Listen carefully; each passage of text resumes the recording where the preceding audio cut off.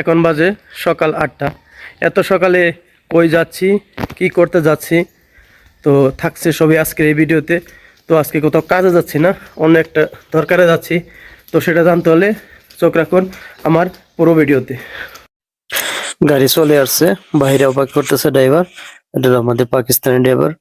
আমি এখন যাইতেছি, কই যাইতেছি আমি কি সেটা আপনাদের মাঝে আজকে ভিডিওতে মাধ্যমে শেয়ার করব। সবার সাথেই থাকেন।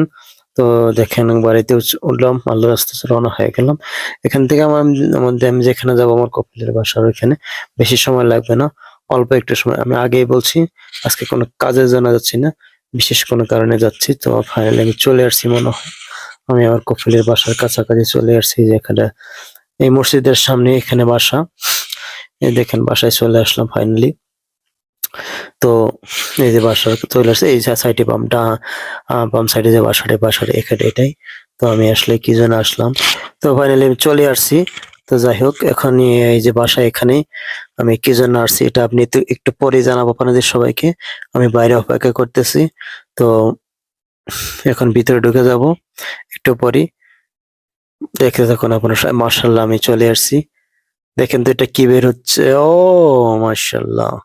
দেখেন এটার জন্য আমি আসছিলাম আসলেই। এটা কি আপনারা সবাই বুঝতে পারছেন? স্যালারি, রাতিব। আরবিতে বলে রাতিব, বাংলায় বলে, ইংলিশে বলে স্যালারি, বাংলায় বলে বেতন।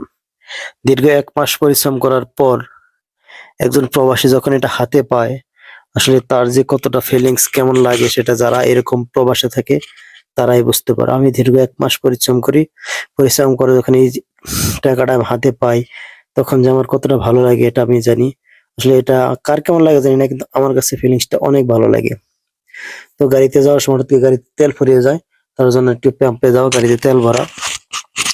এটা সৌদির একটা পাম্প ছিল। তো যাই হোক, এটা আসলে এই ফিলিংসটা আসলে আমার কাছে কেমন লাগছে সেটা আমি জানি। দীর্ঘ 1 মাস এত পরিশ্রম করার পর যখন মাস শেষে এটা হাতে পাই, তখন আসলে সেটা অন্যরকম একটা ভালো লাগার মুহূর্ত থাকে। আসলে এটা আপনাদের বলে বোঝানোর মতো না। ফাইনালি চলে আসছি বাসায়। তো এখানে সবই জমা আছে, হয়তোবা 2-1 দিনের মধ্যে চলে যাবে জায়গা মতো। তো সবাই ভালো থাকবেন, সুস্থ থাকবেন, আর সবাই প্রবাসীদের জন্য দোয়া করবেন। আল্লাহ তাআলা যেন সকল প্রবাসীকে সবসময় সুস্থ রাখে। আর এই দোয়া করবেন প্রবাসীরা যেন সঠিকভাবে সুস্থ থাকে, 2টা টাকা ইনকাম করে তার পরিবারের কাছে পৌঁছে দিয়ে তার পরিবারের মুখে হাসি ফোটাতে পারে। তো সব ভালো থাকুন, সুস্থ থাকুন। দেখা হবে পরবর্তী কোনো ব্লগে। ওকে, বাই, টাটা।